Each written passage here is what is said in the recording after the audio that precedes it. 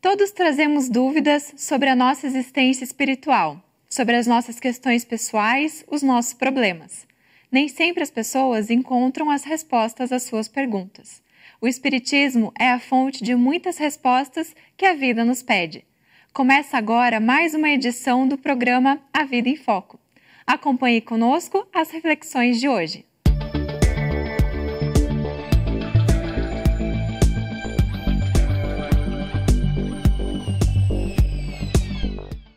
Diferente do que se imagina, que quando temos problemas, para a sua solução precisamos gritar e choramingar, inclusive para chamar a atenção dos outros para obtermos a atenção deles.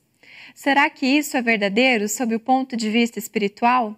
Será que o silêncio traz algum benefício espiritual? Temos necessidade de fazermos silêncio em determinados momentos de nossa jornada espiritual?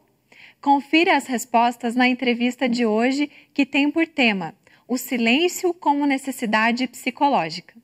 A Vida em Foco traz também curiosidades, crônica, o Espiritismo esclarece e, fechando o nosso encontro de hoje, Haroldo Dutra Dias com o quadro Pérolas do Evangelho.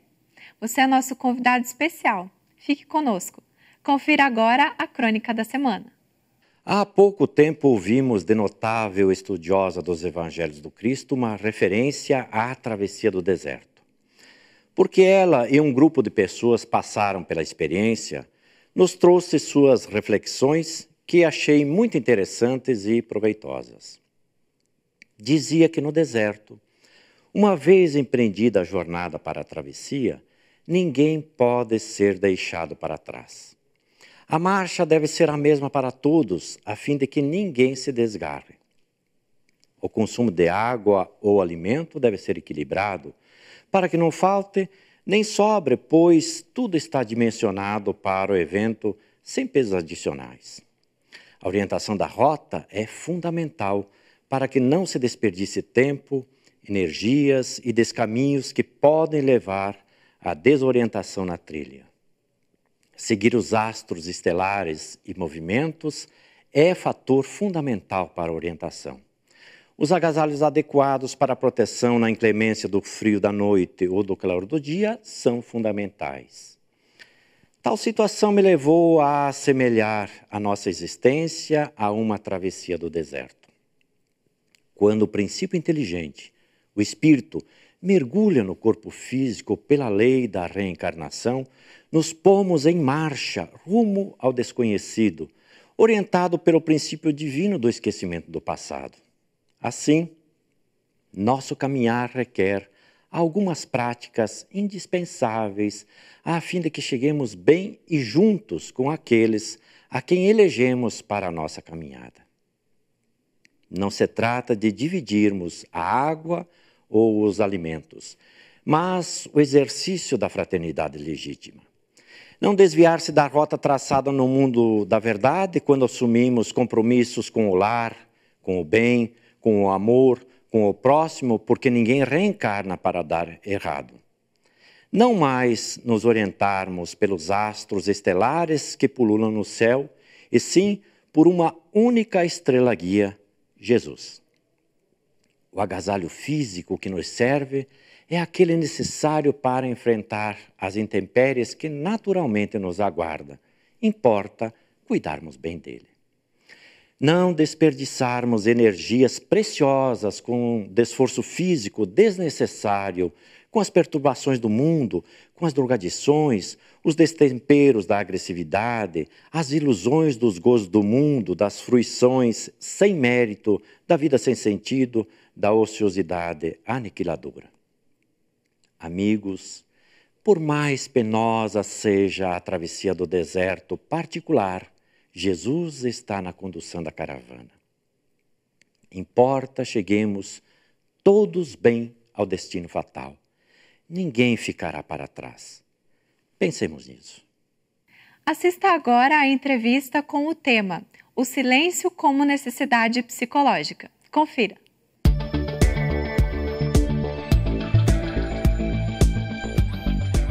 Olá, é uma alegria ter você conosco novamente.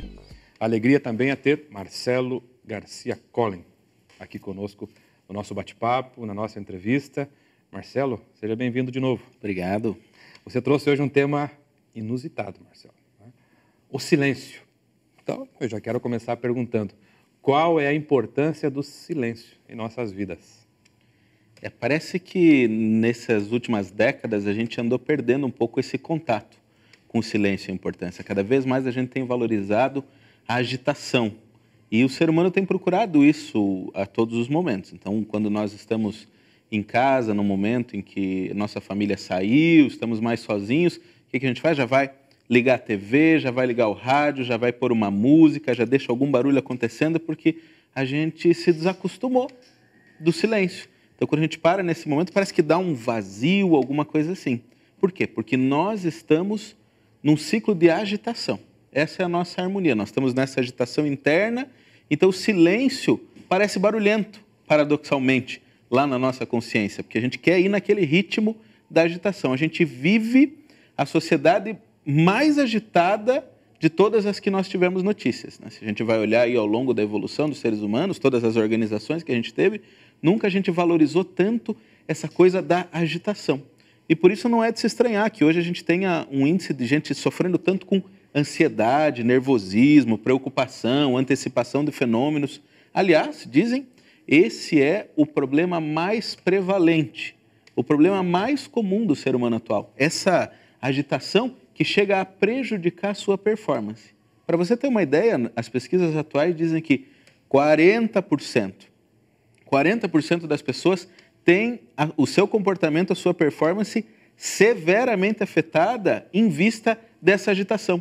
São pessoas que não conseguem render no trabalho, não conseguem aprender adequadamente quando estão estudando, não conseguem resolver um problema de relacionamento porque aquela agitação, aquela coisa de querer ficar antecipando, querer ficar pensando, não deixa que elas deem o seu 100%. Então, se a gente for considerar ainda que muitas dessas pessoas agitadas vão, em algum momento, cansando e esgotando, nós vamos entendendo que também nessa cota dos agitados estão muitos dos deprimidos. Porque a gente sempre pensa no deprimido como aquela pessoa que perdeu a energia, que foi se esgotando. E se esquece que o esgotamento vem justamente do buliço, dessa agitação toda, não conseguindo resolver, não conseguindo dar conta dessas minhas ansiedades e preocupações, naturalmente eu vou degenerando para um quadro de depressão. Então você vê que aprender a contemplar de novo o silêncio, fazer o contato, reduzir essa nossa velocidade, essa nossa aceleração interna, vai ter resultados imediatos, evidentes e muito amplos na vida de qualquer um de nós. Então essa busca pelo resgate do silêncio e da contemplação deve ser uma preocupação de qualquer um de nós hoje que tem uma dificuldade para dormir, uma dificuldade para descansar, uma dificuldade para conversar com alguém, uma dificuldade para prestar atenção.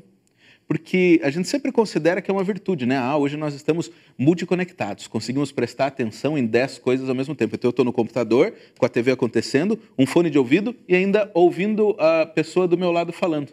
Mas no fundo, isso muitas vezes tem vindo à custa de uma incapacidade em se concentrar efetivamente e devidamente numa coisa só. Então a gente não pode imaginar que seja uma virtude isso, porque ela está desconstruindo coisas importantes na nossa vida. Então não é raro hoje, tenho certeza que você já ouviu falar. Fui no mercado, esqueci o que eu ia fazer no mercado. Pus o negócio, já não sabia onde pus. Por quê? A gente está tão agitado, tão preocupado com 1 milhão de coisas que não presta atenção naquilo que está fazendo num determinado momento. Então esse é o barulho. Mas um barulho que não acontece só fora de nós, um barulho que acontece dentro de nós. Então nós temos que aprender a buscar esse silêncio de novo. Então, Marcelo, você falava aí da agitação. Há informações na literatura espírita sobre a quantidade de pensamentos que a gente produz, né?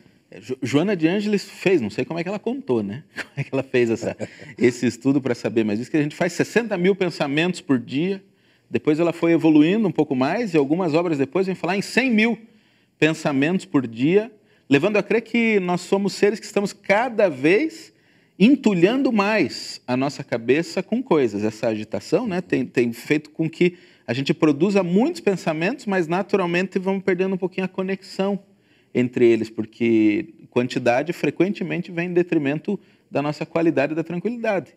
Então ela falava disso, né? 60 mil, 10 anos depois, ela vem em outro livro e fala em 100 mil pensamentos produzidos em um dia. É um acréscimo relevante. Então você atribui também a insônia. A insônia é um problema prevalente na nossa comunidade? É muito comum. É muito comum. Mais ou menos 1/4 das pessoas, 25% das pessoas, queixa da qualidade do seu sono. Não necessariamente da quantidade de sono que tem, mas como é que a gente avalia insônia? Insônia não é se eu dormir 1 hora, 2 horas, 3 horas, é se eu conseguir acordar descansado. Pelo menos 25% das pessoas, a maior parte dos dias, sente que acorda como se não tivesse conseguido dormir. Esse é um dado assim recorrente, né? Porque qualquer um de nós tem um dia que não dormiu bem, né? Mas a maior parte dos dias... E tem relação com a aceleração do pensamento, isso? Naturalmente que tem... a pessoa deita lá, né? E aqueles 1000 pensamentos que vão correndo vão ativando. Pai, tu começa a pensar tudo, né, Marcelo? Você é assim também? Se a gente não faz um preparo, porque a gente vem de um dia com essas todas as atividades que a gente falou que vai acumulando no dia a dia. E depois de tudo isso, ainda assistimos TV, vamos à internet, olhamos, estimulamos muito os nossos olhos e a gente espera deitar e dormir como uma pedra. E não é assim que as coisas acontecem. É necessário o que se chama de higiene do sono. Nós precisamos ir preparando o nosso sono. Então, um ser humano normal, como qualquer um de nós, precisa em torno de 90 minutos para conseguir embalar o seu sono. Então, daquela agitação, se for direto para a cama, vai demorar 1h30 para conseguir dormir.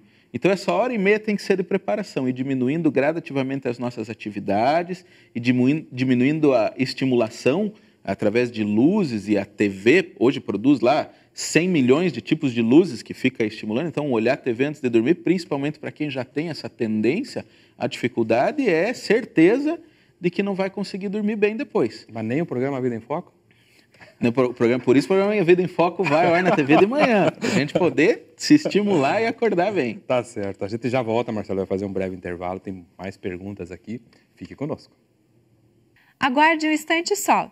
Vamos para um breve intervalo e logo voltaremos com a segunda parte da entrevista. Não saia daí.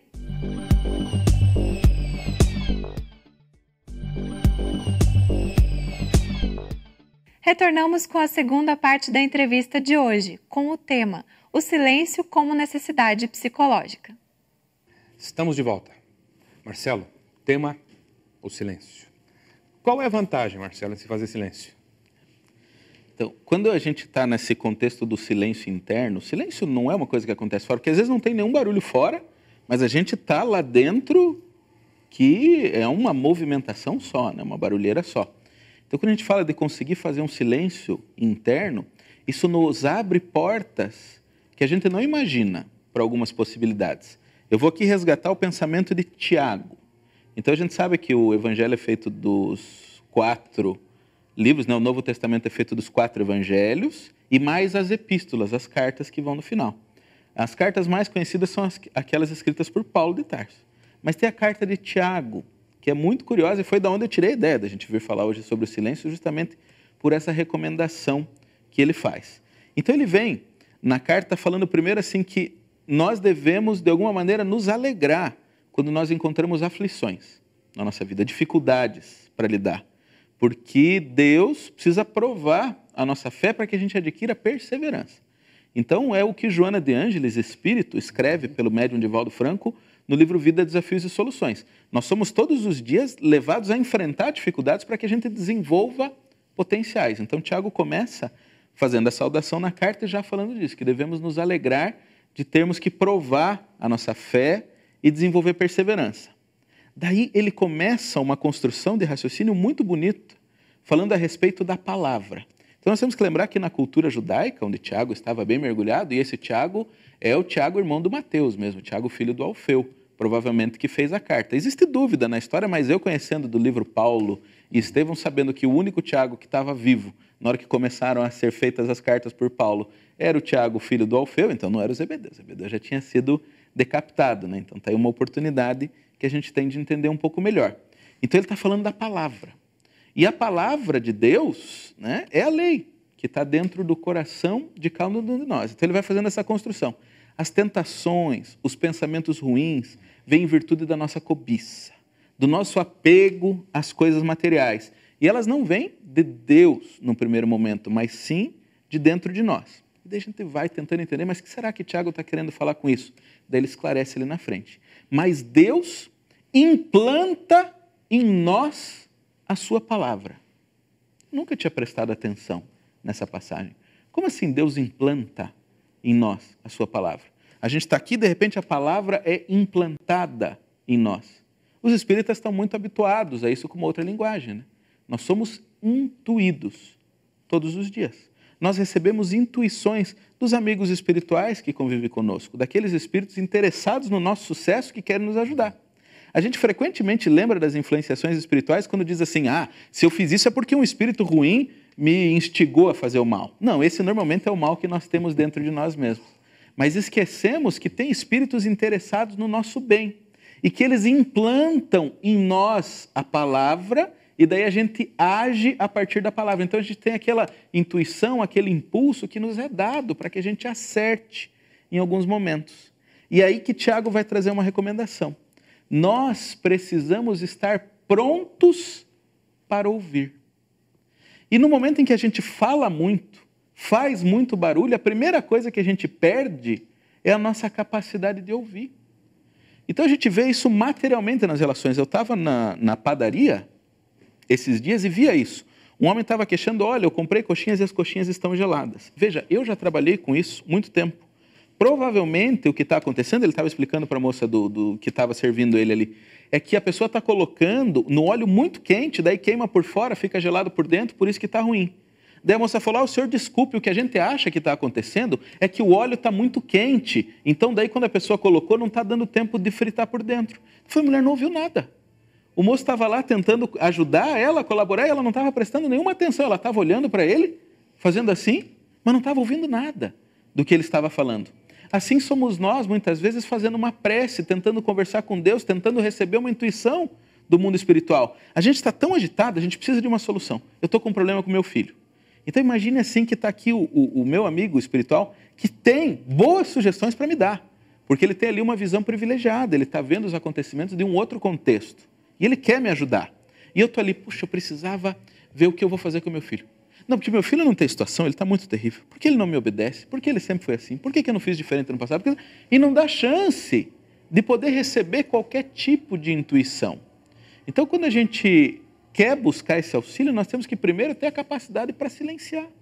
Eu vejo isso no consultório, né? As pessoas vêm com os problemas mais diversos e algumas vezes eu tenho sugestão do que ela pode fazer para melhorar. Mas ela vem, fala, agradece, diz que eu sou um bom ouvinte e vai embora. Fala assim, eu sou um bom ouvinte, já você, né, não está pronto para ouvir nenhum tipo de orientação. Assim somos nós. Então fazer silêncio tem uma vantagem imediata. Quando a gente faz silêncio, a gente ouve.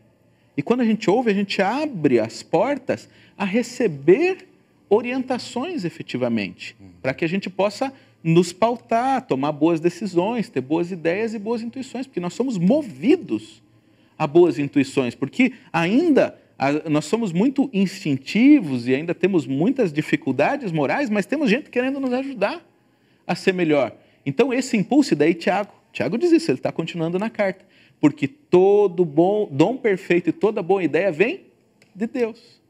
Porque nós ainda não estamos na condição de produzir. Esse fala do nosso momento atual. Um dia nós vamos conseguir produzir boas ideias, mas nesse momento nós temos essa dificuldade. E se a gente não silencia para receber esse dom de Deus, para receber essa intuição de como nos portar, de como agir, para conseguir transformar o nosso sentimento, a gente não dá chance para que os espíritos nos ajudem.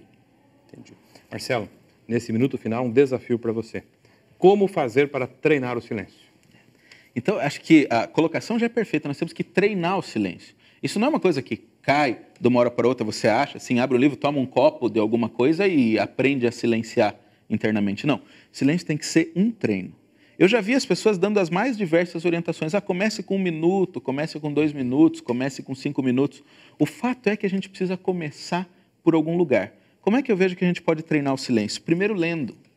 A gente tem muita dificuldade para ficar paradinho e fazer um silêncio interno. Os nossos pensamentos estão muito agitados. Então, vamos concentrar em alguma coisa. Pegue uma palavra, uma página elucidativa. Pode ser uma página do Evangelho, uma página de um outro livro, pode ser uma dessas mensagens que vem em folhetinhos. E deguste, e aprecie Leia com calma, não daquele jeito que a gente lê, pula um parágrafo, nem percebe que pulou um parágrafo, não sabe se virou a página, não virou, onde é que está no texto. Não. Lê saboreando aquilo que você está lendo, treina esse desacelerar, especialmente antes de dormir, já que a gente falou da importância para conseguir o silêncio e uma boa noite de sono. Então, antes de dormir, toma um livro, vai lá, começa com 1 minuto, 2 minutos, 5 minutos, daqui a pouco você consegue fazer meia hora de uma leitura, mas uma leitura que te conforte e que te desacelere. O Espiritismo tem uma série de livros que pode ajudar, mas tem muitos outros em tantos lugares com boas mensagens. Então, vamos treinar lendo, é minha sugestão, porque daí o nosso olhinho fica preocupado, o nosso pensamento vai aprendendo a ficar unilinear e vai se fazendo um silêncio dentro de nós. E a outra coisa é, pare para ouvir as pessoas. Não fique pensando o que você vai responder a seguir. Pare para ouvir. Se alguém está falando com você, diga assim, não vou responder agora, eu vou ouvir primeiro, daí vou pensar e depois vou responder. São 2 dicas práticas que eu posso dar para a gente começar amanhã mesmo ou hoje mesmo a treinar o nosso silêncio interno. Marcelo, muito obrigado. Nosso tempo acabou, infelizmente, né? Nossa gratidão pela sua participação em nosso programa. A você que já é um membro nato, né, da equipe do programa Vida em Foco. E a você que nos acompanhou, permaneça conosco, porque o programa ainda traz o Espiritismo Esclarece e Pérolas do Evangelho. Muito obrigado. Acompanhe agora o quadro O Espiritismo Esclarece. Olá. A indagação de hoje nos é enviada por Marcel da Silva e ele indaga: em vez das reuniões mediúnicas, não seria mais correto deixar que os mentores espirituais cuidassem dos espíritos em sofrimento? Marcel, não parece que seja mais correto deixar esse trabalho exclusivamente a cargo dos mentores espirituais. Uma vez que eles nos oportunizam a participação, é porque há uma boa razão para tanto. Seguramente a espiritualidade superior dispõe de meios para atender os sofredores no plano espiritual. O exercício mediúnico, disciplinado, lúcido, organizado e consciente é algo relativamente novo na história. A mediunidade sempre existiu, mas antes do Espiritismo ocorria de uma forma mais intuitiva. Entretanto, em todas as épocas, sempre houve espíritos que desencarnaram em estado de ignorância e sofrimento. Ocorre que a marcha do progresso propicia recursos para potencializar o bem. Durante muito tempo, as intervenções médicas se faziam sem os preciosos recursos da asepsia e da anestesia. Com a evolução do conhecimento e da técnica, elas se tornaram cada vez mais precisas e eficazes. O avançar dos conhecimentos e da qualidade de vida também propiciam que as pessoas vivam e aprendam mais em apenas uma encarnação. As reuniões mediúnicas se situam nesse panorama de recursos novos que viabilizam e potencializam o bem. Os espíritos viciosos e apegados à matéria, por vezes, têm dificuldade de perceber o socorro que seus amores mais evoluídos lhes pretendem prestar no plano espiritual. Eles também se ressentem da ausência das sensações mais pesadas da matéria, de que tanto gostavam. Quando ligados a um médium e aos seus fluidos animalizados, que são próprios da vida orgânica, conseguem se acalmar, e isso lhes propicia certa paz de empréstimo. Tudo isso facilita o esclarecimento e o socorro desses irmãos em estado de sofrimento. A oportunidade de trabalhar no bem é sempre uma bênção e precisa ser valorizada. Fique agora com Haroldo Dutra Dias e o quadro Pérolas do Evangelho. Olá, pessoal! Em mais um programa Pérolas do Evangelho, hoje comentaremos sobre a expressão bíblica Filho do Homem. Essa expressão aparece várias vezes no Novo Testamento e intriga muitas pessoas que a leem. Filho do Homem era uma expressão comum utilizada pelo povo hebreu na época de Jesus. E ela fazia função de um pronome pessoal, da terceira pessoa ou de primeira pessoa. Então, quando eu queria dizer ele ou eu, utilizava-se filho do homem. Ele comeu, o filho do homem comeu. Eu comi, o Filho do Homem, comi. Jesus utiliza várias vezes essa expressão, mas em alguns momentos ele parece utilizar essa terminologia, esse modo de falar comum e do povo com um significado especial. E é para isso que nós devemos voltar a nossa atenção. Quando Jesus utiliza essa expressão popular, Filho do Homem, ele resgata uma tradição apocalíptica, uma tradição messiânica. O que vem a ser isso? Antes de Jesus, surgiu uma literatura no povo hebreu que apontava para a vinda de um Messias, de um novo homem, de alguém que teria o papel de transformar a humanidade presente em uma humanidade muito melhor. Homens melhores, mais fraternos, mais bondosos, mais ligados a Deus. E nessa tradição apocalíptica, costumou-se falar sobre o Filho do Homem, aquele que seria uma descendência do homem, do Adão. É bom lembrar que em hebraico, homem é Adão. Adão, aquele que vem da Adamá, da terra. Portanto, uma nova geração de seres na terra. Seres fraternos, voltados ao amor, que adorassem um Deus único, que servissem a esse Deus único, mas que, sobretudo, observassem as leis estabelecidas por esse Deus único. Portanto, quando Jesus chama a si mesmo de Filho do Homem, ele está, na verdade, resgatando essa tradição profética, essa tradição apocalíptica e aplicando a si mesmo um título messiânico. Era o modo que Jesus encontrava, de forma simples, de dizer ao povo que ele era o Messias prometido pela tradição do povo hebreu. O Messias esperado e aguardado pelos profetas de Israel. Filho do Homem, então, é o Messias prometido. Vamos encontrar em diversos trechos do Evangelho Jesus fazendo referência a essa expressão e apontando a si mesmo como aquele modelo do novo homem, o modelo do homem à imagem e à semelhança de Deus. É bom lembrar também que na tradição mística do povo hebreu, na Cabalá, há a representação do chamado Adão Kadmor, ou o homem tipo, o tipo humano do futuro, apontando para o Messias como um novo tipo humano. E várias vezes Jesus chama a si mesmo de o tipo, o guia, o modelo da humanidade, o novo homem, o homem da nova era. Obrigada pela sua companhia. A Vida em Foco retorna ao seu lar na semana que vem. Você também pode ajudar a produzir o nosso programa. Participe! Mande suas sugestões para contato@vidaemfoco.com.br. Curta e compartilhe a nossa página no Facebook, A Vida em Foco. Esperamos você. Tenha uma ótima semana!